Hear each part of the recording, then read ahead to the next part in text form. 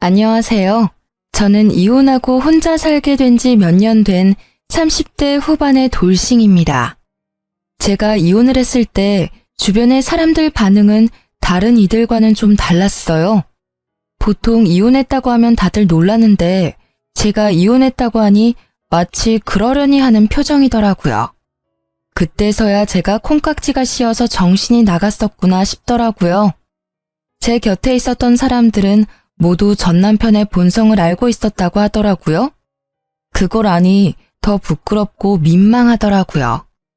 남들이 알 정도였으면 얼마나 노골적으로 보였을까 싶었거든요. 저와 남편이 이혼하게 된 건 돈과 외모 때문이었어요. 그 일에 대해 말하기 전에 남편과 어떻게 만났는지부터 자세히 알려드려야 할 것 같네요. 그 부분도 상당히 중요하거든요. 저는 남편과 결혼한 지 4년 만에 이혼을 하게 됐어요. 꽤나 빠른 이혼이었고 그보다 결혼은 더 성급했죠. 남편과 만난 지 6개월 만에 번갯불에 콩 볶듯이 후다닥 결혼을 해버렸으니까요.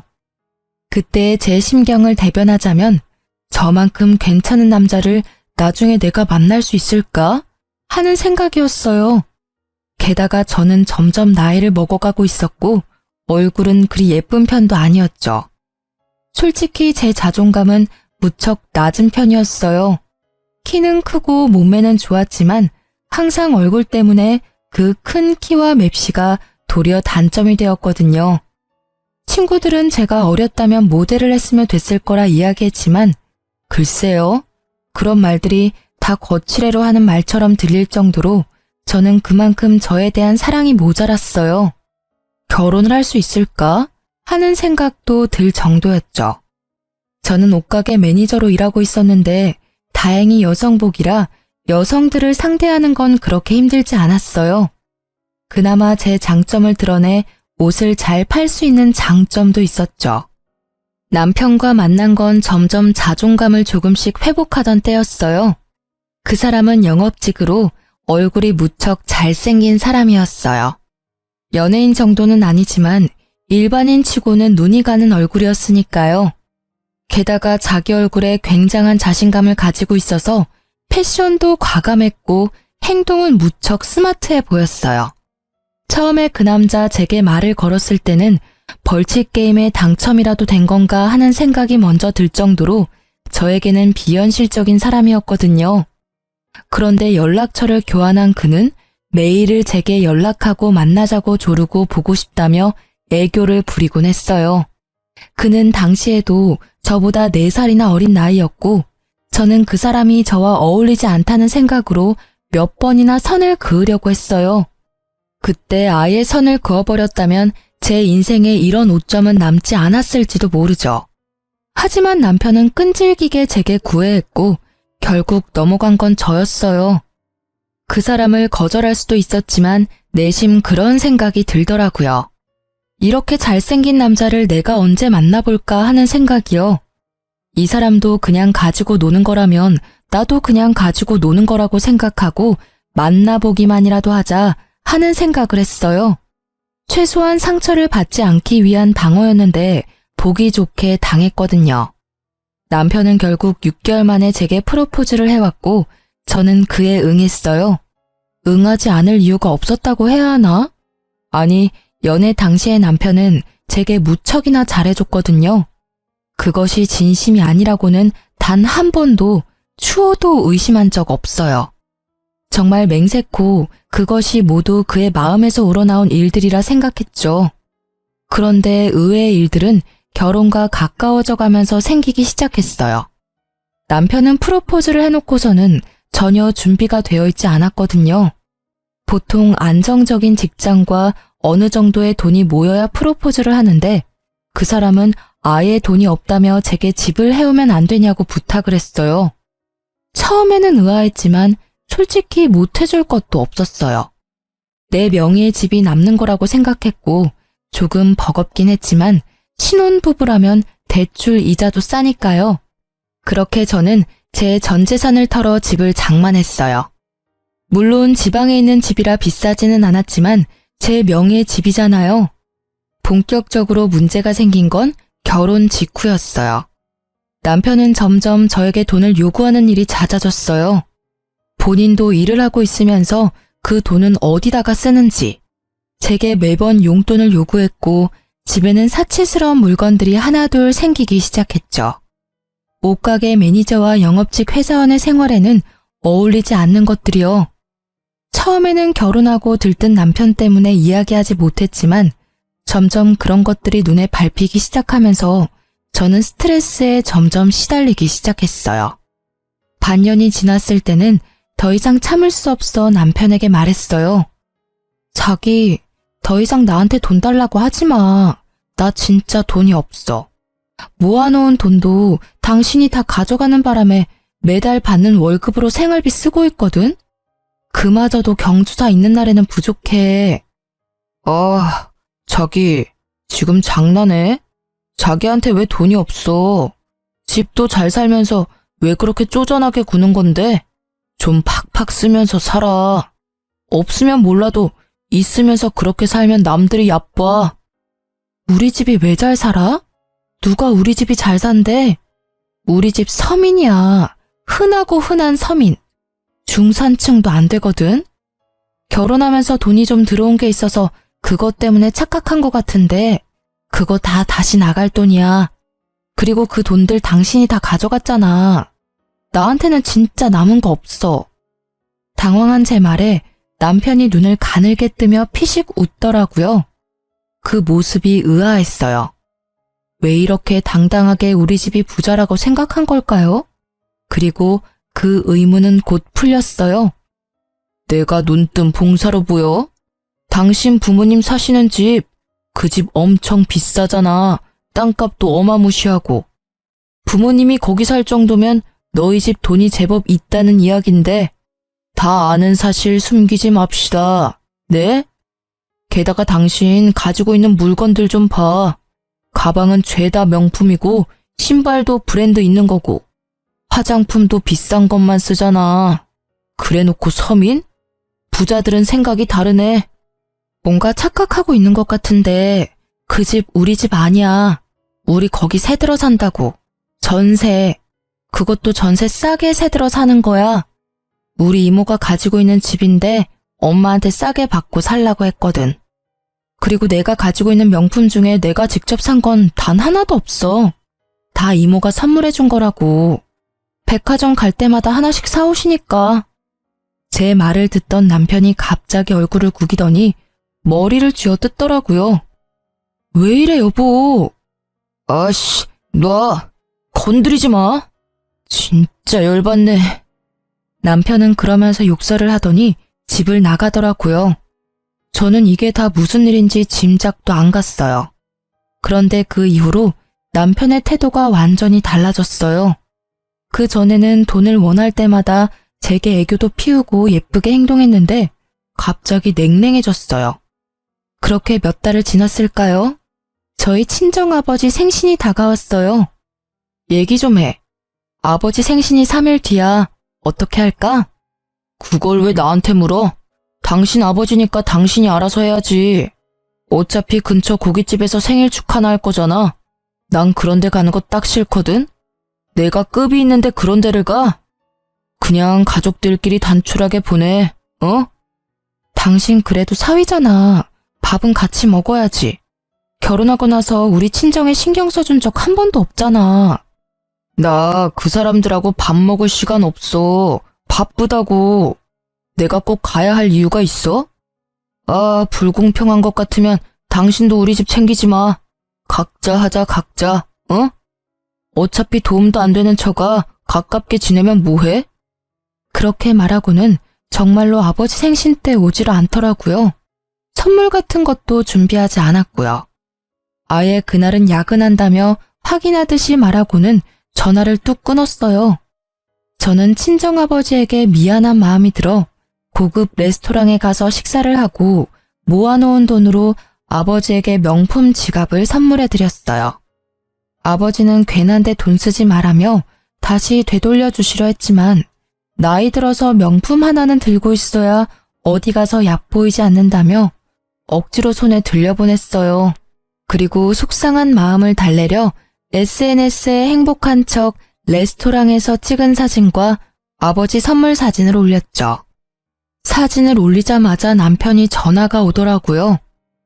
아니, 고급 레스토랑을 갈 거였으면 미리 이야기를 했어야 할 거 아니야.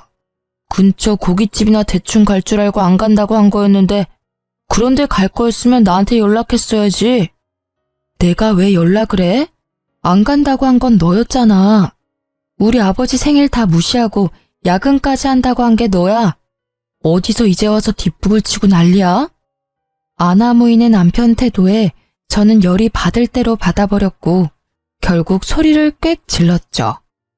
소리를 지르고도 제 화는 가라앉지 않았어요. 도리어 점점 쌓여가고 있었죠. 마치 이제 곧 터질 화산처럼.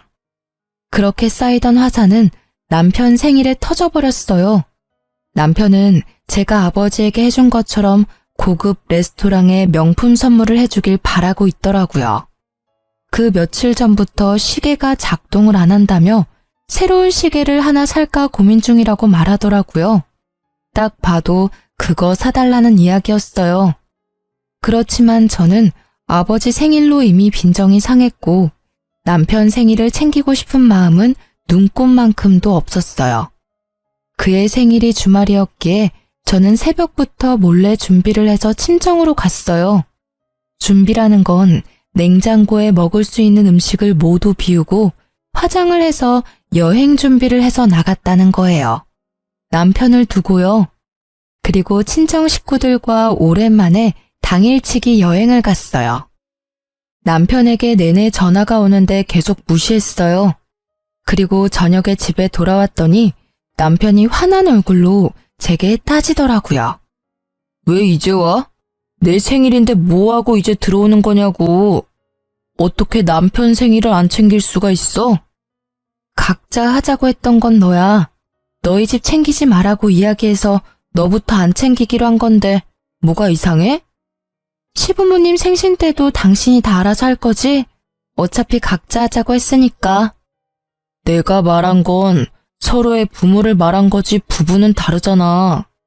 남편한테는 최소한 챙겨줘야 하는 거 아니야? 솔직히 아버지보다는 남편이 더 중요하지. 남편이 더 중요해? 웃기고 앉았네. 여보세요. 당신이 나와 친정을 존중하지 않는 건 당신도 나한테 존중받지 않아도 된다고 하는 거랑 똑같은 거야. 네 생각해서 안 챙겨주는 거니까 고맙게 생각해. 서로 각자 살자며, 어? 와씨, 그럼 선물이라도 줘야 할 거 아니야. 시계 산 건 맞지? 무슨 시계요? 선물을 왜 해? 각자 하자면서. 아참, 집에 먹을 것도 없으니까 알아서 챙겨 먹어. 생일이면 쿠폰 같은 것도 잘 나오잖아. 결국 저의 비웃는 말투에 남편은 호되게 당하고서는 그 뒤로 대놓고 저와 친정을 무시하지는 않았어요. 그렇지만 그건 아주 잠시뿐이었죠. 그 일이 있고 얼마 지나지 않아 남편은 점점 늦게 들어오기 시작했어요. 영업이라는 직업의 특성을 생각하더라도 무척이나 늦은 시간이었죠. 어떤 때는 외박이라고 해도 이상하지 않을 시간에 들어오기도 했어요. 그리고 그와 함께 저에 대해 외모 공격도 심해졌죠. 하루는 아침에 들어온 남편에게 따졌어요. 당신 요즘 왜 이렇게 늦게 다녀? 얼굴 못 본 지 벌써 일주일이 넘었어. 들어와서 옷만 갈아입고 나가고. 같이 사는데 왜 얼굴 한 번을 제대로 못 봐? 봐서 뭐 할 건데. 너야 기분 좋겠지. 잘생긴 얼굴 보면서 감상할 수도 있고. 그런데 나는? 내 생각은 해. 매일 아침 자고 일어나서 이 못생길 얼굴 마주치면 밥맛이나 생기겠냐고. 게다가 못생겼으면 화장이라도 열심히 하던가. 하긴 화장을 해도 가려지지 않으니 할 필요 없었겠지. 으이구, 늙었으면 얼굴이라도 예쁘던지 돈이라도 많던지 해야 하는데 이건 뭐 이도저도 아닌 그냥 나이 든 아줌마잖아. 뭐? 어떻게 외모에 대해서 그런 말을 할 수가 있어? 사귈 때는 외모 같은 건 필요 없다면서. 너 나한테 그런 말 하지 않았어? 그때는 다 당신한테 장점이 있다고 생각해서 그런 말 한 거지. 솔직한 말로 지금은 내가 했던 말 다시 다 주워 담고 싶다. 괜히 그런 말해서 당신 같은 여자랑 엮이고 말이야. 어쨌든 당분간 바빠서 난 집에 옷만 갈아입으러 올 테니까 그런 줄 알고 있어. 듣고만 있어도 우울증이 올 것 같은 말만 해대더라고요. 그렇게 점점 자존감이 무너지는 도중에 시모가 전화가 왔더라고요. 애는 언제 가질 거냐고요. 결혼한 지 3, 4년 차 되어가니 시모도 걱정이 됐겠죠. 저는 그걸 기회로 남편에게 대화를 시도했어요. 이야기 좀 해. 어머님 전화 오셨어. 애는 언제 가지냐고 물으시더라. 슬슬 생각해봐야 하는 거 아니야? 저는 애가 생기면 우리 사이가 예전으로 돌아갈 수 있을 거라고 생각했던 건지도 몰라요. 저만의 착각이었지만요.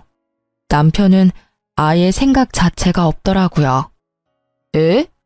지금 애를 가지자고 한 거야? 정말 거울은 좀 보고 이야기해. 내가 너한테 그럴 마음이 조금이라도 들 때 그때 이야기하라고. 누가 이런 여자를 안고 싶겠어? 다 늙어가지고 꾸미지도 않고 다니면서 지금 나한테 애를 가지자고? 누구 앞길 막을 일 있나? 너하고 사이에서 애를 가질 바에야 차라리 애를 안 낳겠어. 그 비웃는 남편의 얼굴에 제게 아주 조금 남아있던 무언가가 무너져 내리더라고요. 저를 지탱해주고 있던 자존심이요. 그리고 그 대화 이후 저는 지옥을 보았어요. 늦게 오는 남편의 옷에 묻은 화장품과 낯선 여자들의 향수가 저를 무너뜨리기 시작했어요. 남편은 밖에서 여자를 만난다는 사실을 숨길 생각도 없는지 가리지도 않더라고요. 저는 나를 잡아 남편에게 물었죠.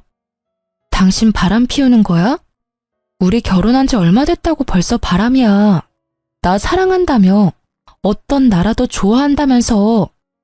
그거야 연애할 때 이야기고 어차피 다 아는 거 뭐하러 물어? 묻는다고 뭐가 달라져? 다 당신 생각하는 그대로야. 그거 맞아. 그니까 우리 이혼하자고. 서로 편하고 좋잖아. 솔직히 새로 사귄 여자도 당신하고는 다르게 얼굴도 반반하고 그럭저럭 괜찮아. 그럼 나랑 왜 결혼했어? 왜 나한테 결혼하자고 한 건데 3년 만에 버릴 거면서. 그거 당신이 돈 많은 사람인 줄 알았거든. 그때 잘 알아봤어야 했는데 나도 성급했지. 그냥 그 집에서 사는 걸 보니 부자인 것 같다고 너무 급하게 결혼을 결정하니 이런 꼴을 당했잖아. 그리고 솔직히 만난 지 얼마 되지도 않는 남자가 결혼하자고 들이대면 좀 의심할 만도 하지 않어? 게다가 당신처럼 못생기고 늙은 여자 어떤 남자가 좋다고 먼저 들이댔겠어? 돈 없는 거 알았으면 나도 가까이 안 하는 건데.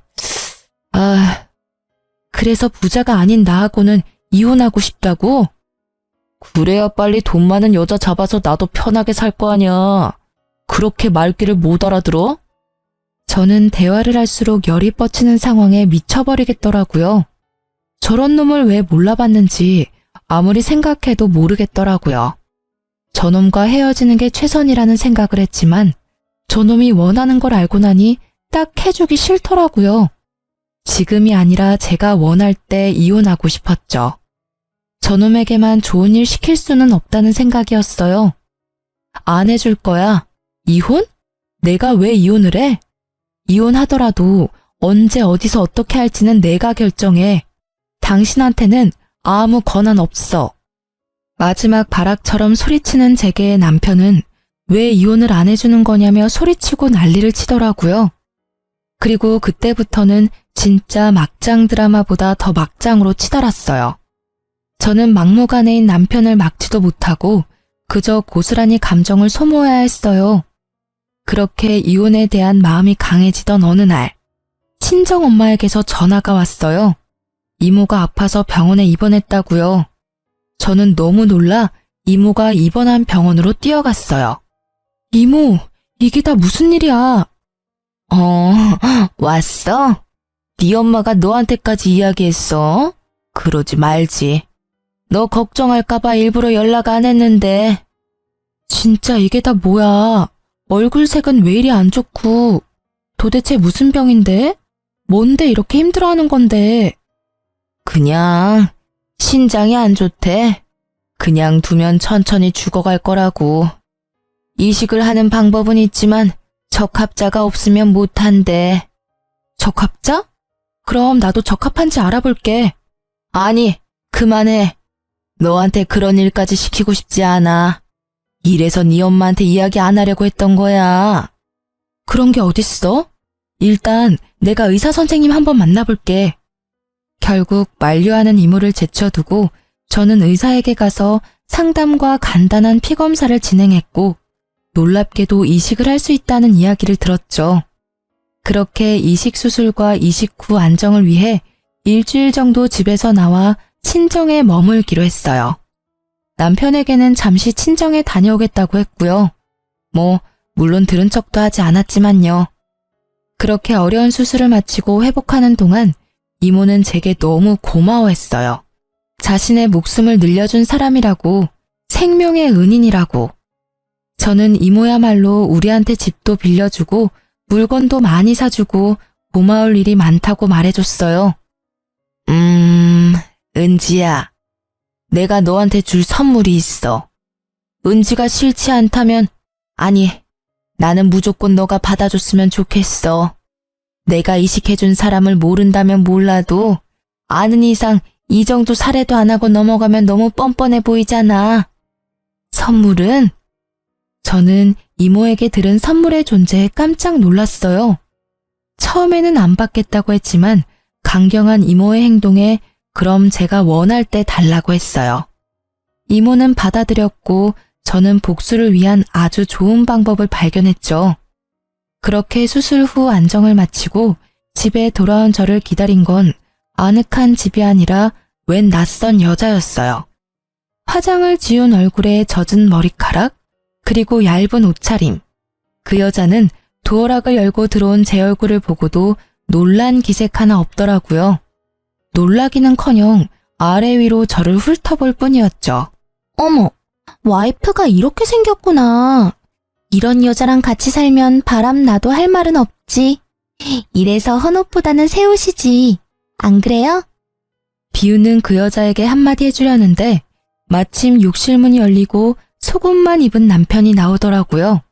저는 화가 나서 남편에게 욕설을 퍼부었어요. 미친놈아, 여기가 어디라고 상간녀를 데리고 와. 미친 거 아니야? 이 집이 네 집인 줄 알아? 엄연히 내 명의로 된 내 거거든? 어차피 우리 결혼 생활 쪽난 거 너도 알고 나도 알고 남들이 다 아는데 꺼리낄 게 뭐가 있어? 그냥 편하게 살자. 당신 없는 동안 집에 여자 하나 들이는 게 뭐가 그렇게 화낼 일이야? 열받으면 이혼해 주던가. 이혼? 그게 그렇게 하고 싶었어? 내가 경고하는데 이 혼인 파탄의 이유는 모두 당신한테 있는 거 알지? 나는 받을 수 있는 위자료는 다 받을 거고 당신한테 한 푼도 안 줄 거야. 마음대로 해. 나는 그냥 빈털터리에 못생기고 나이 많은 여자랑은 살기 싫은 것뿐이니까. 그렇게 이야기하며 남편과 상간녀는 둘이서 눈을 마주치며 낄낄거리며 비웃더라고요. 저는 열받아서 남편에게 당장 나가라고 했어요. 그때까지도 당당한 남편은 천천히 옷을 입고 준비를 싹 다 하더니 상간녀를 허리에 끼고 천천히 문 앞에 서더라고요. 그러면서 저한테 말했어요. 어차피 이혼하면 재산 분할할 거고 내 몫도 있긴 할 거니까 그 부분은 걱정 안 해. 이 집도 어차피 결혼 때문에 산 거니까 같이 나눠야 하지 않겠어? 당신이 버젓이 상간녀와 불륜을 저지르는 걸 내가 봤는데 유책 배우자가 아닐 거라고 생각하는 게 웃기네. 말했지? 유책 배우자는 어차피 위자료가 더 커서 재산 분할에도 당신이 가져갈 수 있는 게 거의 없을 거야. 그도 그럴게. 당신이 미친 듯이 내 돈 빼서 쓰는 바람에 우리 집의 재산이라고는 딱 하나, 이 집밖에 안 남았거든. 그것마저도 내 명의지. 웃기네. 유책 배우자? 그거 증거 없으면 말짱 꽝인 거 알지? 어디서 웃기지도 않은 말을 짓거려? 너야말로 뭐가 그렇게 자신만만한데? 내가 일주일 동안 집을 비우면서 네가 여자 데리고 집에 올 걸 예상 안 했을 것 같아? 저는 그 말과 함께 안방과 거실을 비추던 홈캠을 꺼내서 남편에게 보여줬어요. 남편은 그걸 보더니 얼굴이 사색이 되더군요. 당신이랑 그 여자 노는 건 내가 잘 봤어. 나 뜨겁더라. 이거 같이 보실 변호사분들도 그렇게 생각하겠지? 어머, 왜 그렇게 얼굴이 하얗게 질렸어? 아, 천하의 남봉꾼도 알몸으로 찍힌 동영상은 아무래도 부끄러운가 봐. 괜찮아. 나는 어디 안 뿌려. 그냥 증명할 때만 쓸 뿐이지. 위자료 받고 나면 잘 처분해 줄게. 남편은 화가 나서 홈캠을 제 손에서 뺐더니 확 집어던지더라고요. 저는 제가 생각해도 냉정한 목소리로 비웃어 줬어요. 지금이 딱 이혼하기에 좋은 날이었으니까요. 그렇게 거기다가 화풀이 해봐야 소용없어. 데이터는 이미 다 내가 믿을 만한 데다가 모셔놨거든. 이제 이혼 준비만 하면 되겠네? 고마워해. 당신이 그렇게 원하던 이혼 내가 해주는 거잖아. 그리고 앞으로 이 집에 돌아올 필요 없어. 당신 짐은 택배를 부르든 이삿짐 용달을 부르든 대충 싸서 당신네 부모님 집으로 보낼 테니까 그렇게 알고 있어. 저는 짜증과 곤란함으로 범벅이 된 남편의 얼굴을 비웃어주며 두 사람을 내쫓아 보냈어요. 그렇게 이혼 서류를 작성하고 저는 남편의 불륜을 이유로 이혼 소송을 벌였고 생각보다 빠르게 정리가 되어 이혼이 결정됐어요. 결혼 기간이 짧고 남편이 기여한 것이 없다는 것이 인정되어서 저는 재산 분할해서 남편에게 받을 것만 생겼죠. 저는 이혼 소송이 완료된 뒤에 이모에게 선물을 받겠다고 했어요. 그리고 거기에 드는 비용은 모두 이모가 부담했어요. 거기까지 해주는 게 이모가 원하는 일이었다고 했으니까요. 저는 무척 고맙게 받았어요. 그리고 그걸 받자마자 서류를 떼서 전 남편에게 전화를 했어요. 보여줄 것이 있다고 하고 전 남편을 불러냈죠. 집 근처에 있는 카페였어요. 전 남편은 혼자 잔뜩 찌푸린 얼굴로 오더라고요. 뭐 때문에 불렀어? 우리 이제 남이거든? 이렇게 사사로이 불러내는 거 진짜 싫은데. 미안. 나도 당신 썩은 얼굴 보긴 싫은데 이거 하나는 꼭 보여줘야 내 속이 편안해질 것 같아서 말이야. 아주 잠깐이면 돼. 당신한테 예전에 말했지? 우리 엄마가 사는 집, 우리 이모네 집이라고. 우리 새들어서 산다고 말이야. 근데 그게 뭐? 그 집이 이제 우리 엄마네 명의가 됐거든? 그리고 여기 나한테도 건물과 땅이 생겼어. 참 신기하지? 당신이랑 이혼하니까 돈이 막 들어오는 거 보니 당신이랑은 역시 같이 만날 팔자가 아니었나 봐. 그치? 전 남편은 등기부등본을 뚫어져라 쳐다보더라고요. 믿을 수 없는 눈치였죠. 저는 그런 남편을 보며 제 폰을 탁자 위에 엎어뒀어요. 내가 말했던 이모, 땅과 부동산이 무척 많은 사람이야. 어릴 때부터 땅에 관심이 많아서 여기저기 작은 땅부터 시작해서 땅 투자해서 돈을 많이 벌었다고 하더라고. 가지고 있는 땅이랑 건물이 엄청 많은데 자식은 없지. 미혼이시거든. 앞으로도 결혼할 마음 없는 분이셔. 그분이 친절하게도 나한테 본인이 가진 땅과 건물을 주셨네. 이걸 왜 네가 가져? 게다가 이혼 직후에? 너 이거 짰지? 나한테 돈 한 푼도 안 주려고 일부러 이혼 직후에 받은 거 아니야? 한 푼도 안 주려고 그런 건 아니야. 이건 내가 개별로 받은 거라 당신하고 나눌 일은 없지. 그렇지만 틀린 말은 아니네. 일부러 이혼 직후에 받은 건 맞아. 당신을 화나게 하려고 말이지. 내가 당신하고 이혼해주기 전에 일주일 정도 집 비운 적이 있었지? 그때 이모한테 신장 이식해줬어. 그랬더니 나한테 주셨더라고. 내가 이모의 생명의 은인이라고. 돌아가시면 남은 재산도 다 나한테 물려주겠다고 하시더라고. 거짓말이야. 거짓말이지? 이거 다 가짜 서류지? 야, 말해보라고. 소유주가 왜 네 이름으로 되어 있냐고. 가짜라고 믿고 싶으면 그렇게 믿어. 그리고 등기부 등본은 아무나 떼볼 수 있는 거 알지? 네가 직접 가서 찾아보던가. 당신이 눈독 들이던 그 집이 우리 엄마 명의로 바뀌었는지 직접 보면 되잖아. 이건 사기야. 이런 재산이야말로 다 당연히 나랑 나눠야지. 이혼을 하면 당연히 재산 분할해야 하는 거잖아. 당신한테는 기여분이 없어. 돈을 홀라당 가져다가 사치품에 쓰는 것밖에 없었으니까. 당신이 잘 모르나 본데 이번 이혼은 당신의 불륜과 더불어 사치도 이혼 원인이 된 거거든? 신용카드, 현금카드, 뭐 내역이 줄줄이 다 불륜과 사치품뿐이니까 너한테 돌아갈 재산은 한 푼도 없는 거지. 그래서 위자료 나한테 지급하라고 결정났잖아. 안 그래? 전 남편은 완전 멘붕이 온 얼굴로 서류를 움켜쥐며 뚫어져라 쳐다보더라고요.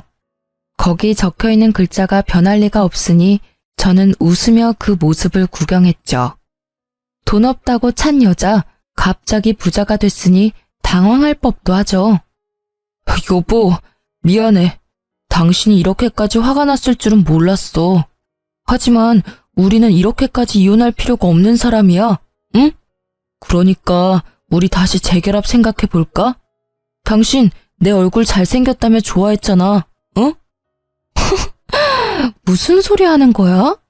당신이 잘 데리고 다니는 상간녀나 잘 돌봐.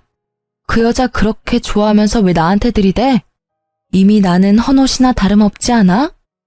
돈 없으면 얼굴이라도 예뻐야 하는 게 여자라고. 그때 당신이 말하고 나서 나도 내 주제를 알았어. 이제 결혼은 나한테 사치란 걸 말이지. 난 절대로 결혼은 다신 안 할 거야. 그 말은 그런 뜻이 아니고 예쁜 얼굴 감추지 말고 열심히 꾸미라는 말이었지. 그리고 헌옷이라니? 누가 그런 소리를 해? 설마 그년이 그런 말 했어? 아니야. 나 그렇게 얼굴만 반반하고 머리 빈 애들은 싫어. 걔도 그냥 내가 데리고 놀던 애야.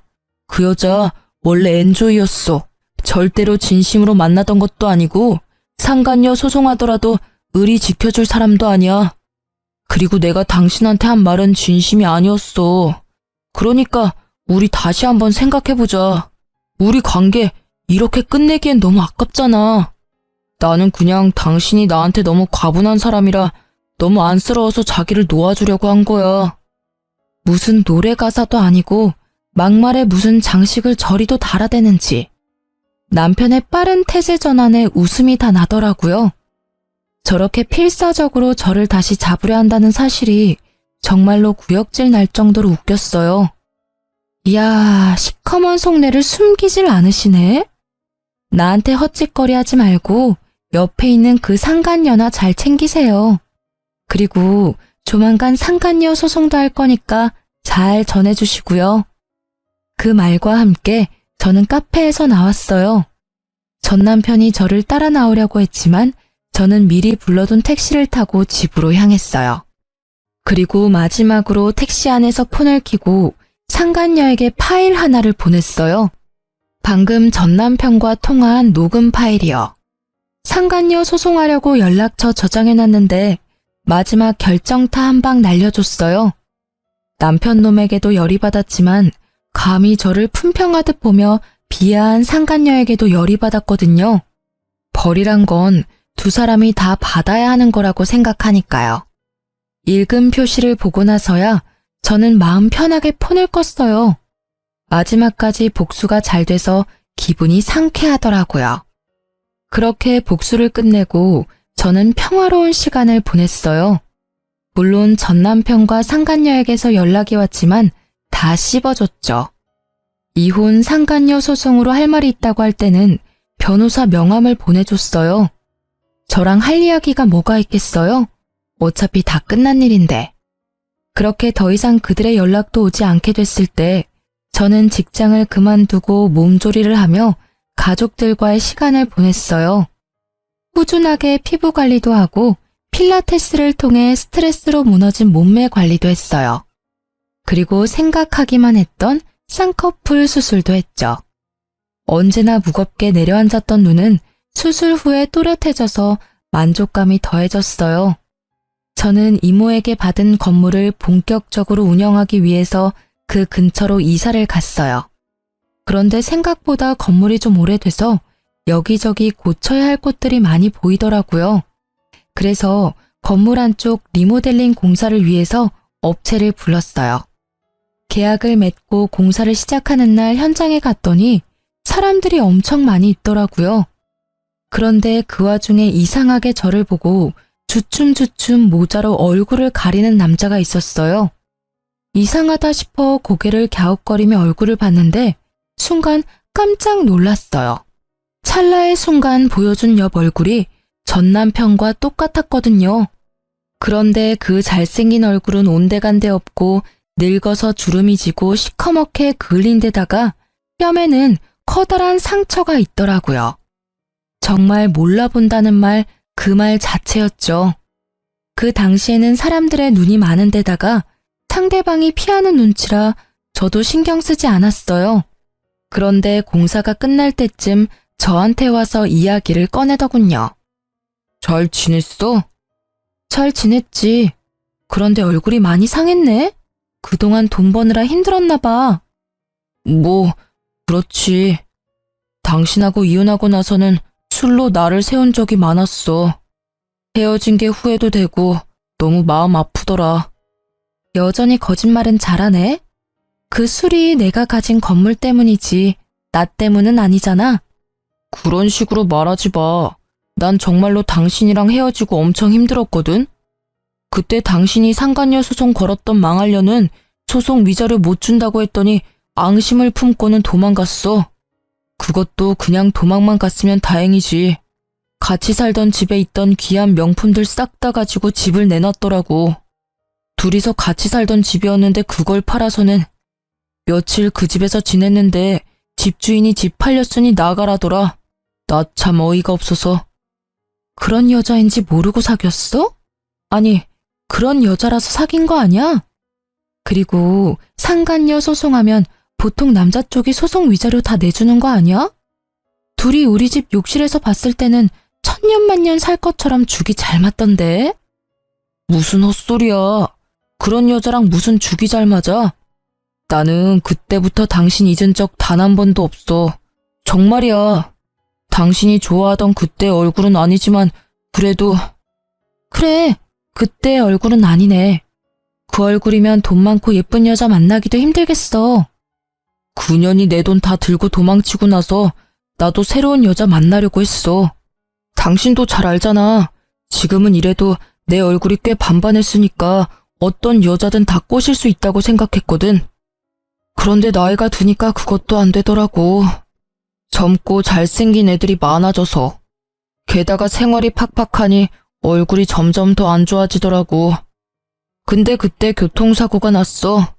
얄궂게도 온몸이 멀쩡한데 얼굴에만 상처가 났지. 그때는 진짜 죽고 싶었는데 그 아름답던 내 얼굴이 피부가 살점이 떨어지고 날아가서 회복이 어렵다잖아. 여기까지 복구한 것도 힘든 일이었거든. 아, 그래서 인테리어 쫓아다니는 용역으로 일하는구나. 얼굴이 여전했으면 이런 곳에 있을 리가 없지.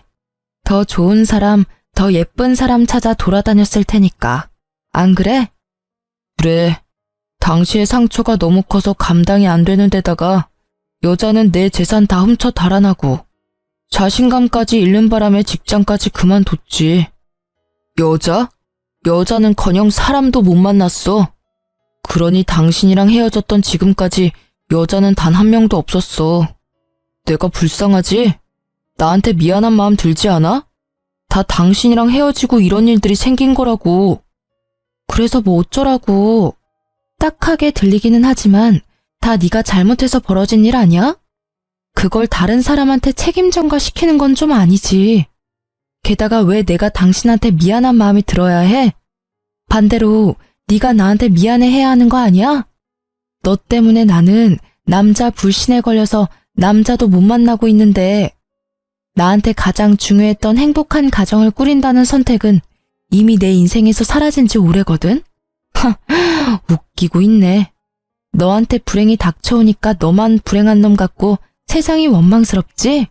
내가 너랑 이혼하기 직전에 내가 당했던 불행은 세상이 아니라 네가 직접 나한테 준 거거든?